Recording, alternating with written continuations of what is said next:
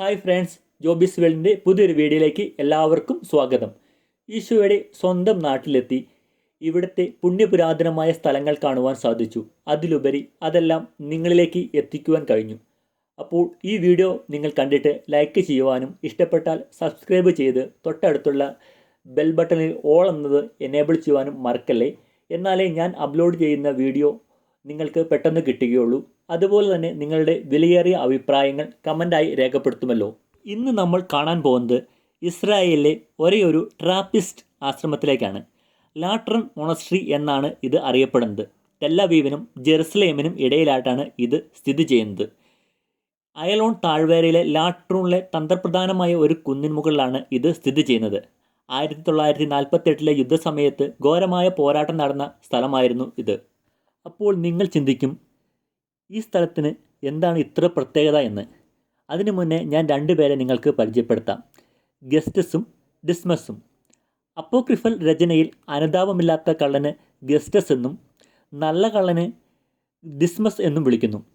അതായത് യേശുവിൻ്റെ ഇടതുവശത്തുള്ള കുരിശിൽ ഗസ്റ്റസും വലതുവശത്ത് കുരിശിൽ ഡിസ്മസും ഉണ്ടായിരുന്നു എന്നാണ് ക്രിസ്ത്യൻ പാരമ്പര്യം. പ്രധാനമായും താൻ സ്വർഗത്തിലായിരിക്കുമെന്ന് വാഗ്ദത്തം ചെയ്ത യേശുക്രിസ്തുവിൻ്റെ വാക്കുകളിലൂടെ കത്തോലിക്ക സഭയിൽ ഡിസ്മസ് ഒരു വിശുദ്ധനായി കണക്കാക്കപ്പെടുന്നു. ഒരുപക്ഷെ കത്തോലിക്ക സഭയിലെ ഏറ്റവും അറിയപ്പെടുന്ന കുറ്റവാളിയായി മാറിയ വിശുദ്ധൻ സെൻറ്റ് ഡിസ്മസ് ആണ്. യേശുക്രിസ്തു സ്വർഗം വാഗ്ദാനം ചെയ്ത നല്ല അല്ലെങ്കിൽ പശ്ചാത്തപിച്ച കള്ളനായിരുന്നു അവൻ. യേശുവിനോടൊപ്പം കുരിശിൽ തൂങ്ങിക്കിടന്ന രണ്ട് കുറ്റവാളികൾ ഇടതുവശത്ത് കിടന്ന കുറ്റവാളി യേശുവിനെ നിന്ദിച്ചുകൊണ്ട് പറഞ്ഞു, "നീ മിശിഹായല്ലേ? നിന്നെയും ഞങ്ങളെയും രക്ഷിക്കൂ."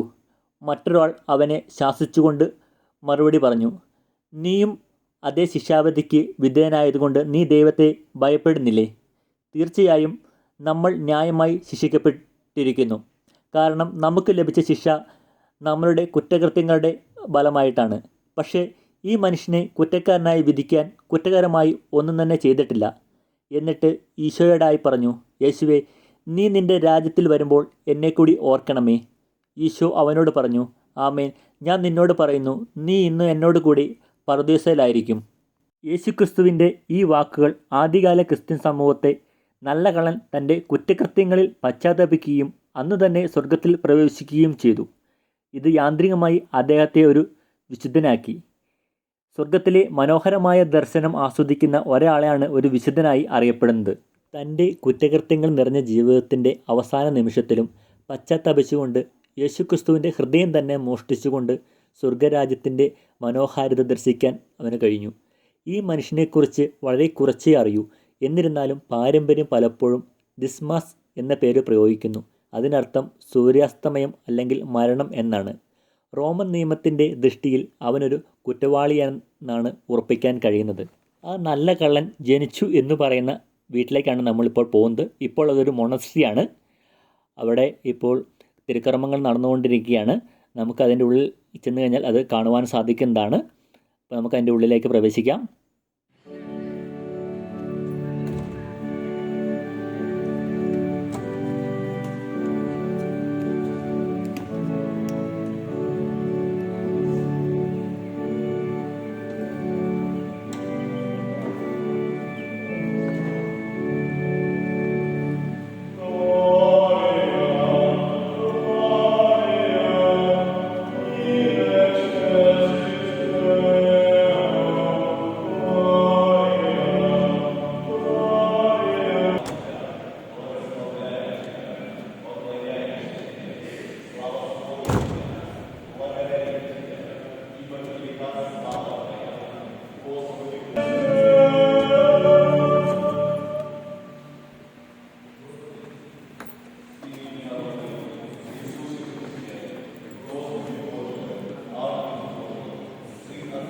അങ്ങനെ പള്ളിയിലെ ഉള്ളിലെ തിരുക്കർമ്മങ്ങൾ കുറച്ചു നേരം പങ്കെടുത്തിട്ട് ഞങ്ങൾ പുറത്തേക്ക് ഇറങ്ങി.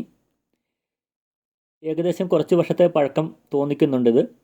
കുരിശിലെ നല്ല കള്ളൻ്റെ വീട് എന്നാണ് ഇത് അറിയപ്പെടുന്നത്. ലാട്രൺ എന്ന പ്രദേശത്ത് ഇത് സ്ഥിതി ചെയ്യുന്നതുകൊണ്ട് ലാട്രൺ മൊണസ്ട്രി എന്നുകൂടി അറിയപ്പെടുന്നു. മൊണസ്ട്രി ഓഫ് സൈലൻറ്റ് എന്ന പേരിലും ഇത് അറിയപ്പെടുന്നുണ്ട്. കാരണം ഈ പ്രദേശത്ത് എപ്പോഴും ഒരു സൈലൻറ്റ് പ്രതീതിയാണ് നമുക്ക് അനുഭവപ്പെടുന്നത്. ഇവിടെയുള്ള ആളുകളെല്ലാം അധികം സംസാരിക്കാറില്ല. ടൂറിസ്റ്റുകളാണെങ്കിലും അധികം സംസാരിക്കാറില്ല. അങ്ങനെ ഒരു നല്ലൊരു സൈലൻറ്റ് അറ്റ്മോസ്ഫിയർ ആണ്. അതുകൊണ്ടാണ് ഇതിനെ സൈലൻറ്റ് മൊണസ്ട്രി എന്നും അറിയപ്പെടുന്നത്. ഇവിടുത്തെ കാഴ്ചകൾ കണ്ട് നമ്മളിനി മുന്നോട്ട് പോവുകയാണ്. ഇനി അടുത്തായിട്ട് നമുക്ക് കാണാൻ പോകുന്നത് ഇവിടെ ഒരു വൈൻ ഷോപ്പുണ്ട്. നല്ലൊരു വൈൻ ഷോപ്പാണ്. നമുക്ക് അവിടുത്തെ കാഴ്ചകൾ കാണാൻ വേണ്ടി പോവാം. അതിൻ്റെ ഒരു പ്രത്യേകത എന്താണെന്ന് വെച്ചാൽ ഇവിടെ ഇവർ തന്നെ ഉൽപ്പാദിക്കുന്ന പഴങ്ങളിൽ നിന്ന് ഇവർ തന്നെ റെഡിയാക്കി എടുക്കുന്ന വൈൻസും ഒലിവ്സുകായും ഒക്കെയാണ് ഇവിടെ നമുക്ക് കാണാൻ സാധിക്കുന്നത്. പുറമേ ഉള്ളതിനേക്കാളും കുറച്ചും കൂടി വിലക്കുറവിലും നല്ല ക്വാളിറ്റിയുള്ള വൈൻ നമുക്ക് ഇവിടുന്ന് ലഭിക്കുന്നതാണ്. ഞങ്ങളുടെ കൂടെ ഉണ്ടായിരുന്ന കുറച്ച് പേരൊക്കെ നാട്ടിലേക്ക് കൊണ്ടുപോകാൻ വേണ്ടി മേടിച്ചു. നമുക്കപ്പോൾ കാഴ്ചകളിലേക്ക് പോവാം. അപ്പോൾ എല്ലാവരും വീഡിയോ മുഴുവനായിട്ട് കാണുമെന്ന് വിശ്വസിക്കുന്നു.